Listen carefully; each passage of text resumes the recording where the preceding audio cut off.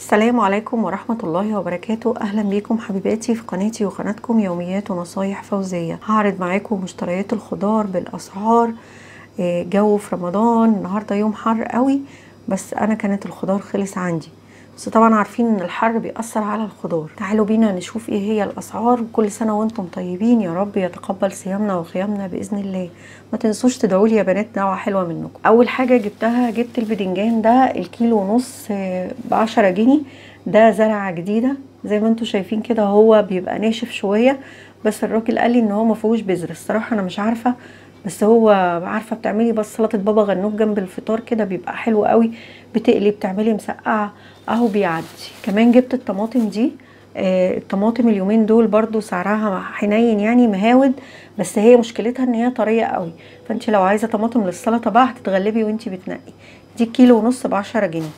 لو ما عندكيش صلصه هاتي وصلصي. احنا صحيح في رمضان، بس برضو العمل عباده، وانوي ان انت كده وانت بتشتغلي ان انت بتشتغلي علشان الناس اللي صايمه وتاخدي ثواب باذن الله.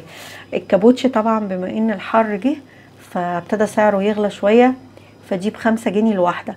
كنت بجيبها بصراحه التلاتة ب10، بس دي بقى اليومين دول ب5. البزله ما لقيت نفسي خلصت البزله اللي انا كنت مخزناها يا بنات، ما لقيتش فاضل عندي الا كيس، واحنا بنحب البزله قوي. فجبت دي، بس هي غاليه شويه، يعني الكيلو ب18 جنيه.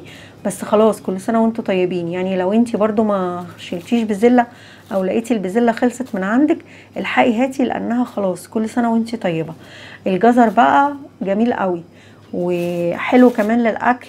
يا حطلي دي، بصوا البياع مفيش فايده. هو حلو وجميل وبتاع الاكل اليومين دول. الكيلو ب5 جنيه، انا جايبه منه 2 كيلو. البدنجان ده الكيلو ب12 جنيه، انا جايبه ربع كده. الفلفل الحامي ده الربع ب8 جنيه. اما الفلفل الكوبي ده فالربع ب7 جنيه. احنا بنحبوه الصراحه، ما نستغنوش عنه برضو. بيغير طعم الجبنه، بيغير طعم الجبنه القريش، بيغير طعم الفول. بصراحه الفلفل والخضار من الحاجات اللي بيخلوكي تاكلي حاجات كتيره قوي جنب منها. البصل الاحمر لسه مش عايز يرخص، بس انا جبت ده ب12 جنيه الكيلو. هو حجمه الوسط شويه كده. جايبه كيلو وربع. الليمون الربع ب5 جنيه يا بنات. بصراحه بصيت على الليمون الكبير اللي هو الليمون القضاليا ده، كنت عايزه اجربه بس ما لقيتوش في السوق عندي. جبت كمان البنجر ده. جايباه صغير كده علشان الواحده تبقى يا دوبك على قد السلطه، يعني ما اكسرش واحده كبيره وتتركن في التلاجة. هو كله صغير كده. الكبير على فكره لو انت عايزه برضو الكبير ب5 جنيه الكيلو، يعني نفس يعني الصغير ب5 والكبير ب5. الكبير ب5 والصغير ب5. انا اللي فضلت اجيب الصغير. الخيار الكيلو ب12 جنيه. بيقول ان هو خيار بلدي طنطاوي. هو الصراحة دايما الراجل ده عنده الخيار بيبقى بلدي. هو كان في خيار اسعار تانية في السوق، بس انا قلت اجيب من دوت وخلاص، يعني بيطري كده جنب السحور. برتقال العصير ب5 جنيه الكيلو. انا ما جبتش ورق العنب، بس ورق العنب الربع ب10 جنيه وبيبيع النص ب15 جنيه.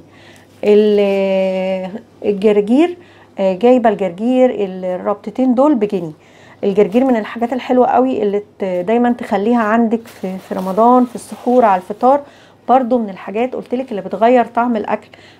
الكزبره الربطه دي، لا دي بقدونس. البقدونس ده الربطه دي بجنيه. دي الحاجات اللي انا جبتها. طبعا ما جبتش حاجات كتير لان انتوا عارفين السوق بقى والحر والشيل، فالحمد لله على كده. جبت بقى لحمه الغلابه دي اللي هوريها لكم دلوقتي. جبت بقى لحمه الغلابه دي يا بنات اهي.